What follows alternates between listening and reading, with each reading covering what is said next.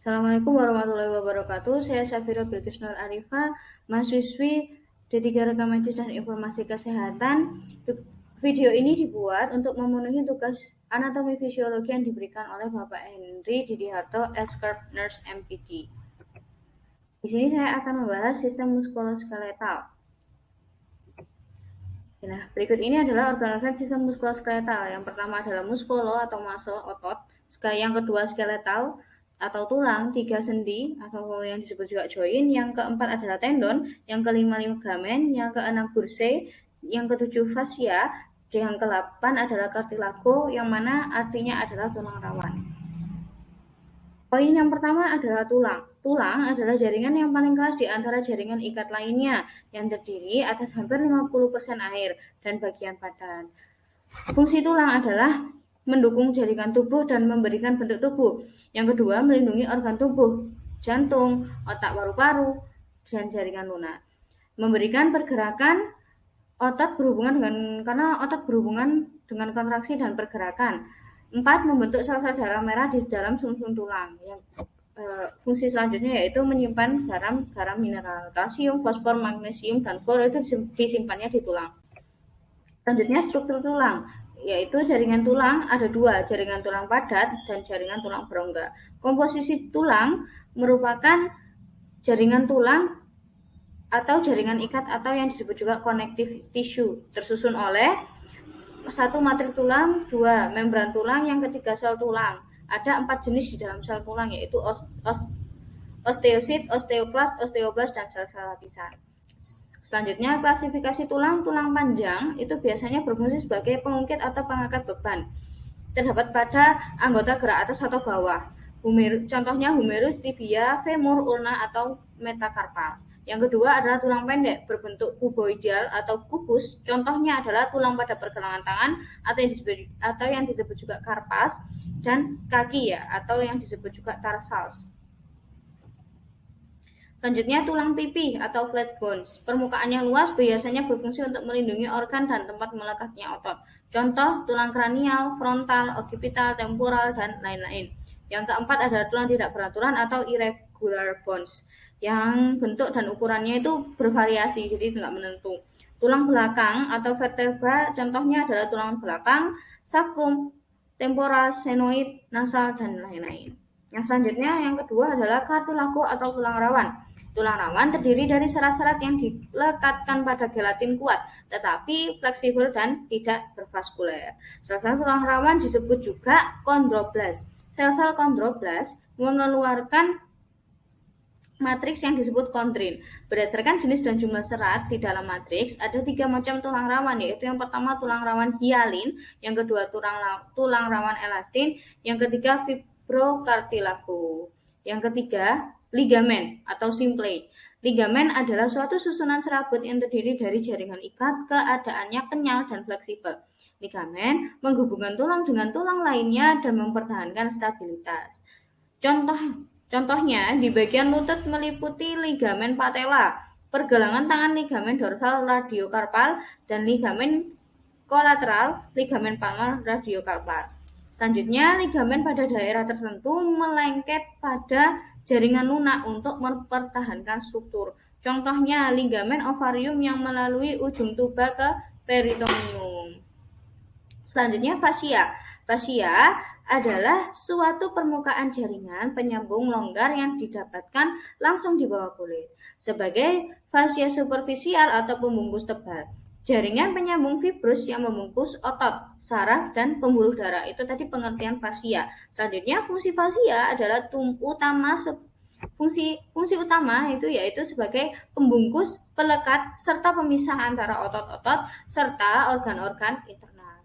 Fascia itu terletak di mana-mana, mulai dari tendon, ligamen, dan organ.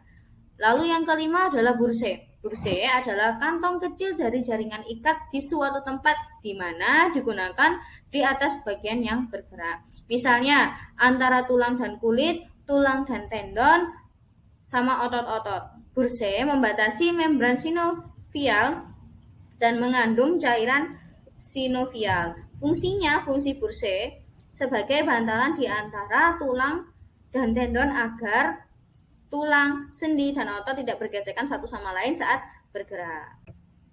Yang keenam, tendon. Tendon adalah ikatan jaringan fibros yang padat yang merupakan ujung dari otot yang menempel pada tulang. Fungsi tendon yaitu membantu memungkinkan pergerakan tubuh yang bebas dan fleksibel seperti berlari, melompat, berjalan, mengangkat, menari, dan kegiatan fisik lainnya yang dapat dilakukan oleh tendon. Yang ketujuh, ligamen atau simple. A joint sendi atau sendi articulation, tempat persenambungan dua tulang. Berdasarkan jenis sendi, jenis gerakan sendi terbagi menjadi 3 jenis, yaitu yang pertama sendi yang tidak dapat bergerak, yaitu synarthrosis. Yang kedua sendi dengan sedikit pergerakan, yaitu ampiarthrosis. Yang ketiga sendi yang mampu bergerak dengan bebas, yaitu diarthrosis. Selanjutnya yang ketujuh adalah otot atau yang disebut dengan muscle atau muskulo. Otot merupakan jaringan pada tubuh manusia yang dapat berkontraksi atau mengerut dan relaksasi atau yang disebut juga mengendur. Pada saat berkontraksi, otot akan lebih pendek dan sebaliknya saat relaksasi, otot akan memanjang. Sistem otot terdiri dari otot, fascia, tendon. Otot membentuk 43% berat badan. Proses vital di dalam tubuh seperti kontraksi jantung, kontraksi pembuluh darah, bernafas, peristaltik usus, bernafas dan juga peristaltik usus terjadi. Kegiatan itu semua terjadi karena adanya aktivitas otot. Fungsi otot yaitu menghasilkan gerakan rangka, mempertahankan sikap dan posisi tubuh, juga melindungi organ vital dan menopang jaringan lunak. Struktur jaringan otot. Histologi jaringan otot secara umum tersusun atas 3 komponen, yakni jaringan ikat, jaringan otot, dan juga sistem membran. Dari bagian luar ke dalam, jaringan ikat tersusun atas fascia superficialis, fascia profunda, epimysium, perimysium, dan juga endomysium. Jenis-jenis otot. Otot yang pertama yaitu otot polos, bekerja atas perintah otot dan kebutuhan tubuh. Fungsi otot polos bergantung pada letak dan posisinya di dalam tubuh. Contohnya, A. Otot polos di saluran pencernaan berfungsi membantu perjalanan makanan. B. Otot polos di kandung kemih bekerja menahan dan melepaskan urin. C. Otot polos pada mata berfungsi mengubah ukuran iris dan mengubah bentuk lensa mata. Otot tersebar di seluruh tubuh, otot polos tersebar di seluruh tubuh, mulai dari saluran pernafasan, rahim, kandung kemih, hingga saluran pencernaan. Yang kedua yaitu otot jantung. Otot jantung merupakan penyusun dinding jantung yang berfungsi memompa darah baik menuju jantung maupun sebaliknya, sehingga terjadi sirkulasi darah.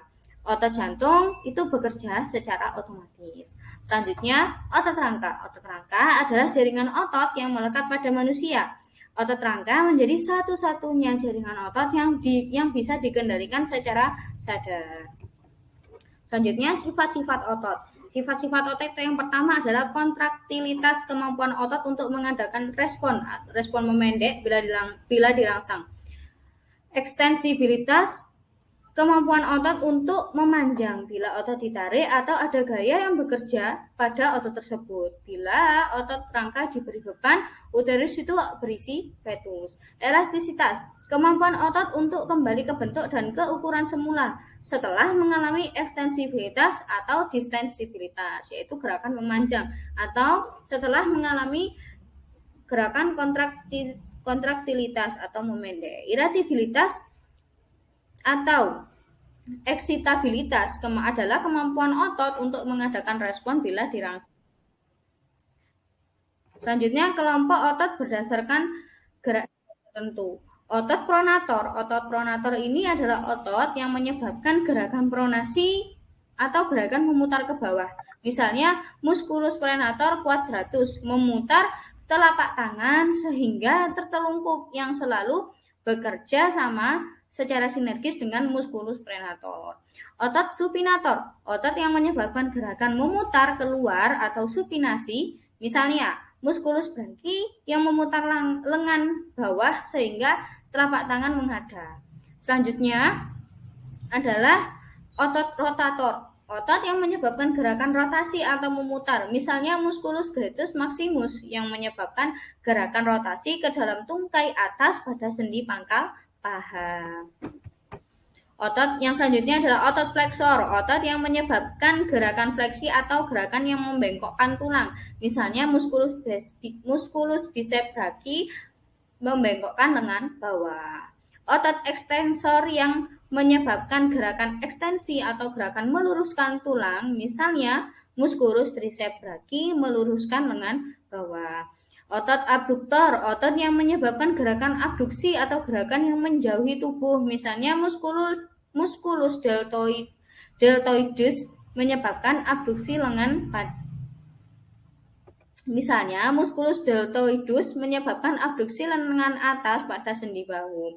Otot adduktor, otot yang menyebabkan gerakan adduksi atau yang disebut juga gerakan mendekati tubuh. Misalnya, musculus pectoralis major atau otot dada besar menyebabkan gerakan adduksi lengan atas pada sendi bahu. Jadi berlawanan dengan musculus deltoides.